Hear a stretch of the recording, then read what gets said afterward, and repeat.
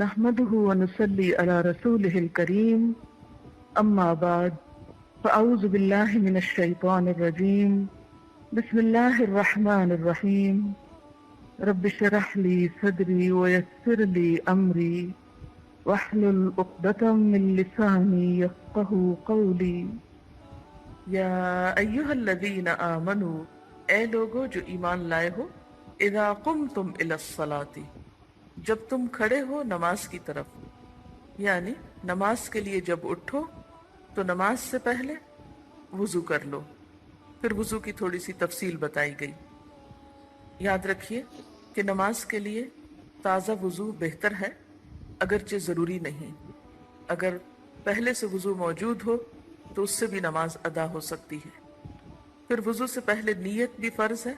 اگر آپ بغیر نیت کے ویسے ہی ہاتھ منہ دھو رہے ہیں تو وہ وضو کے لیے کافی نہیں۔ پھر وضو سے پہلے بسم اللہ پڑھنا بھی ضروری ہے۔ اعضاء کو ترتیب سے دھونا ضروری ہے اور ان کے درمیان وقفہ نہیں ہونا چاہیے، یعنی یہ نہیں کہ ایک دفعہ آپ منہ دھو لیں پھر 15 منٹ کے بعد جا کے بازو دھوئیں، نہیں، ایک ہی سٹریچ میں وضو کرنا چاہیے۔ تسلسل کے ساتھ یکے بعد دیگرے تمام اعضاء کو دھونا چاہیے۔ پھر یہ اہتمام بھی رہے کہ وضو کے دوران جسم کا کوئی عضو جسے دھونا لازم ہے اس میں سے کوئی حصہ بھی خشک نہ رہے، اور کوئی بھی حصہ 3 دفعہ سے زیادہ نہ دھویا جائے، کیونکہ اسے نبی صلی اللہ علیہ وسلم نے ظلم اور زیادتی سے تعبیر کیا۔ تو ارشاد باری تعالیٰ ہے فَاغْسِلُوا وُجُوهَكُمْ، اپنے چہروں کو دھو، وَأَيْدِيَكُمْ، اور اپنے ہاتھوں کو، إِلَى الْمَرَافِقِ، کوہنیوں تک۔ یہاں آپ دیکھ رہے ہیں کہ پہلے چہرے کا ذکر ہے، پھر ہاتھوں کا ذکر ہے، کیونکہ ہاتھوں کے ساتھ پھر بازوؤں کا بھی ذکر ہے کوہنیوں تک، اس لیے ترتیب میں تھوڑا سا فرق ہے۔ سنت سے ہمیں پتہ چلتا ہے کہ کوئی بھی پاکیزگی کا جب کام کیا جائے تو سب سے پہلے ہاتھوں کا پاک ہونا ضروری۔ تو پہلے چہرہ، پھر اس کے بعد ہاتھ کوہنیوں تک۔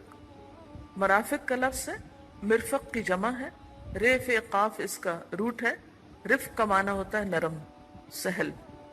تو مرفق کیا ہوتی ہے کہ جس سے انسان سہولت پکڑتا ہے۔ آپ کوہنی پہ ٹیک لگا لیتے ہیں، کوہنی ٹیک کر سو بھی جاتے ہیں۔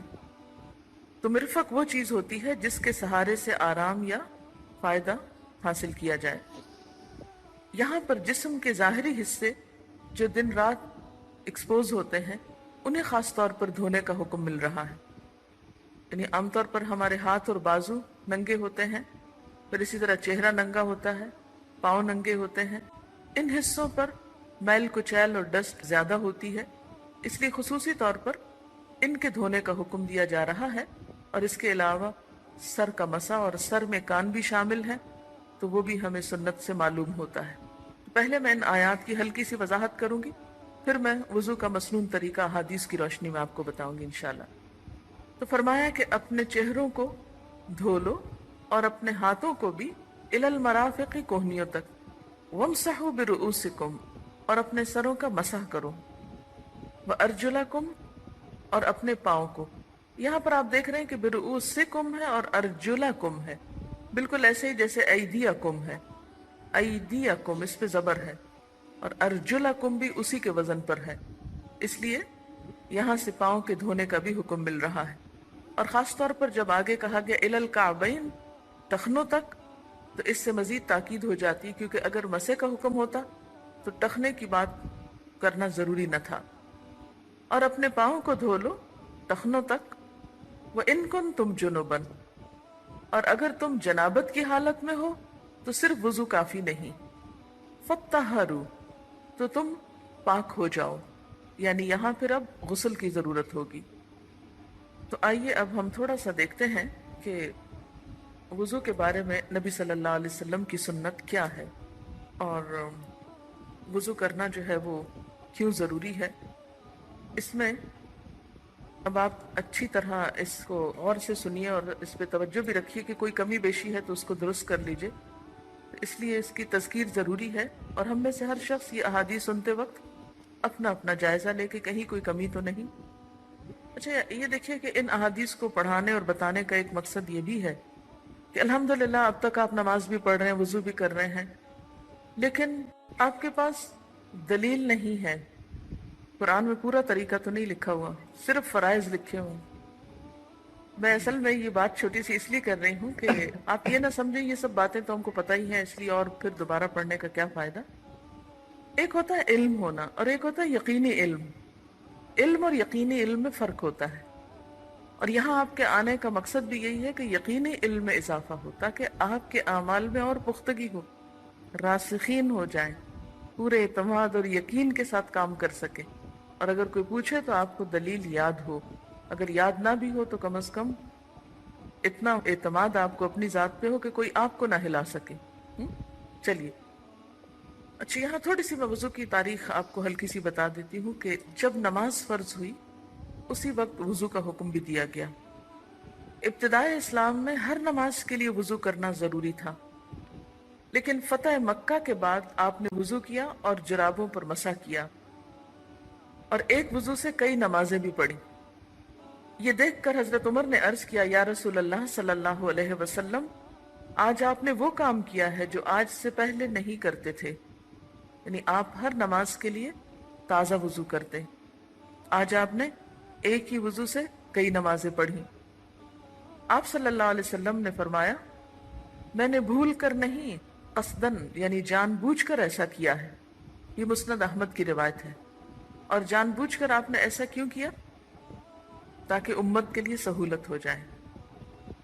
پھر اسی طرح یہ بھی یاد رکھیے کہ وضو جو ہے اللہ تعالیٰ کے تقرب کا ذریعہ ہے۔ وضو کے بغیر نماز قبول نہیں ہوتی۔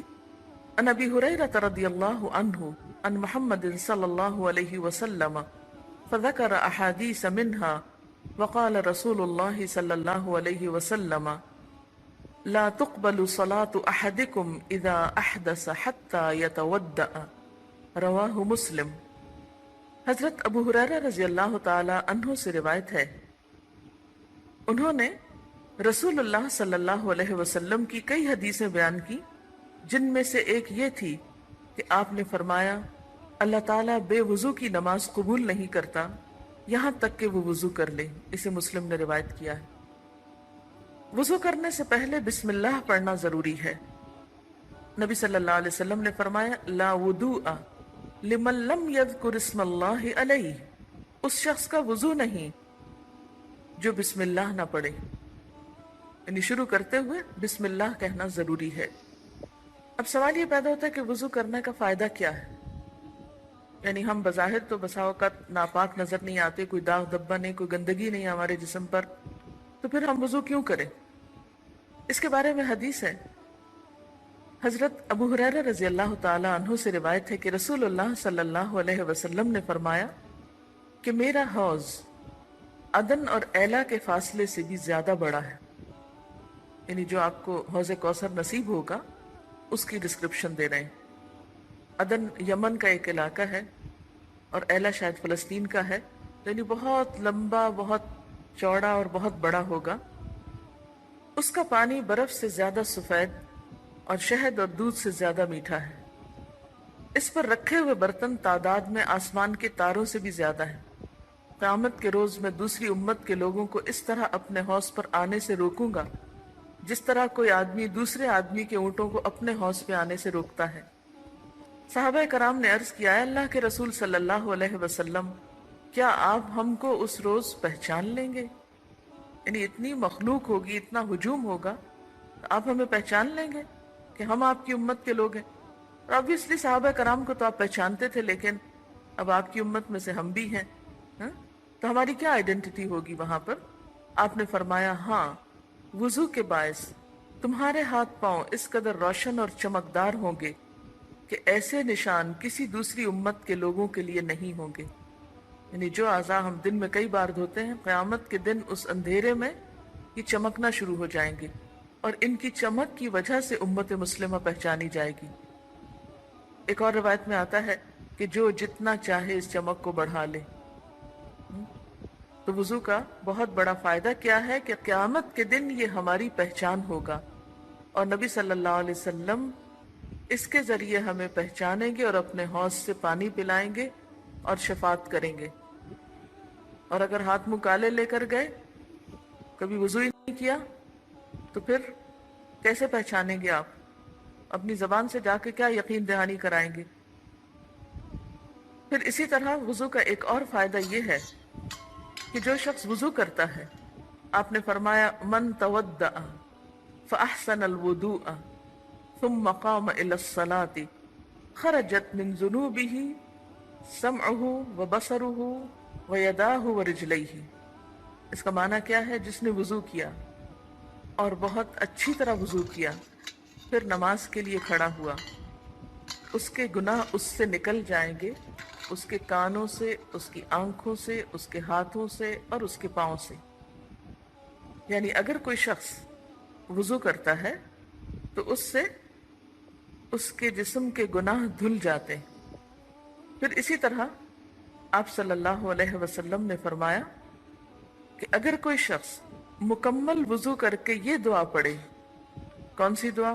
اشہد ان لا الہ الا اللہ وحدہ لا شریک لہ واشہد ان محمدا عبدہ ورسولہ الا فتحت لہ ابواب الجنۃ الثمانیۃ يدخل من ایہا شاء، رواہ احمد و مسلم۔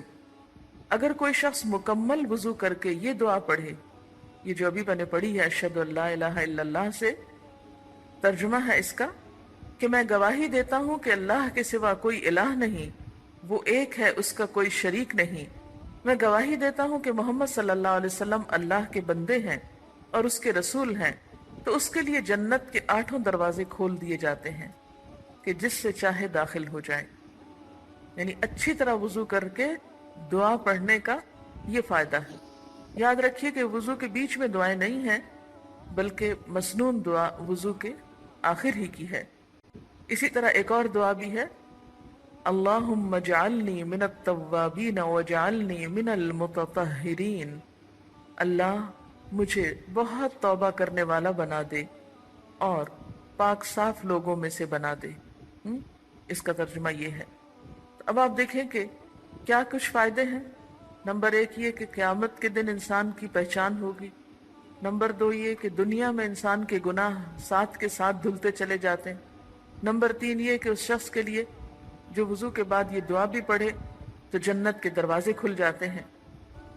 اور جیسا کہ آپ جانتے ہیں کہ الطہور شطر الایمان، پاکیزگی جو ہے وہ ایمان کا ایک بہت بڑا حصہ ہے۔ ایمان ہی مکمل نہیں ہوتا۔ وضو کرتے ہوئے یعنی ابتدا تو آپ نے کر لی، بسم اللہ پڑھ لی، پھر اس کے بعد آپ صلی اللہ علیہ وسلم نے ہر وضو کے ساتھ مسواک کی ترغیب دی ہے۔ عن ابی ہریرہ رضی اللہ عنہ ان رسول اللہ صلی اللہ علیہ وسلم قال لولا ان اشق علی امتی لامرتهم بالسواک مع کل وضوء۔ نبی صلی اللہ علیہ وسلم نے فرمایا اگر میری امت کی تکلیف کا مجھے احساس نہ ہوتا تو میں ہر نماز کے ساتھ مسواک کرنے کا حکم دے دیتا، یعنی کمپلسری کر دیتا اس کو۔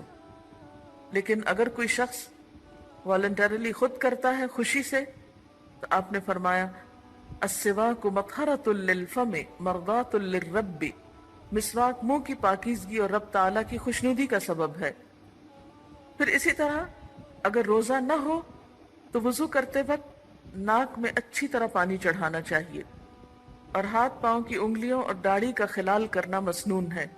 یعنی وضو اچھی طرح کرنے کا مطلب کیا ہے کہ تمام اعضاء پوری طرح دھل جائیں، کچھ بھی اس میں سے خشک نہ رہے، حتیٰ کہ ناک کے اوپر کے حصوں تک پانی چڑھانا زیادہ ثواب کا باعث ہے، اور بعض اوقات کی بہت سی بیماریوں کا علاج بھی بنتا ہے۔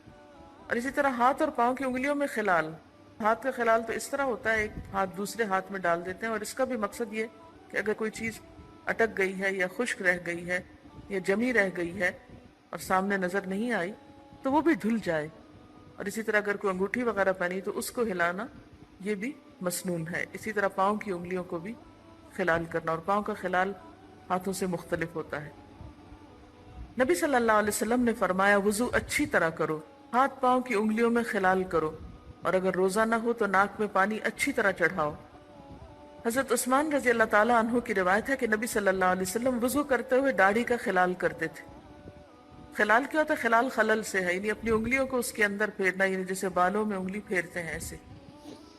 پھر اسی طرح سر کا مسح کرنا، اس کا مسنون طریقہ کیا ہے کہ رسول اللہ صلی اللہ علیہ وسلم نے اپنے سر کا مسح اس طرح کیا کہ اپنے دونوں ہاتھ آگے سے پیچھے لے گئے اور پیچھے سے آگے لائے، یعنی پہلے سر کے اگلے حصے سے شروع کیا اور دونوں ہاتھوں کو گدی تک لے گئے، پھر جہاں سے شروع کیا تھا وہیں تک واپس لے آئے۔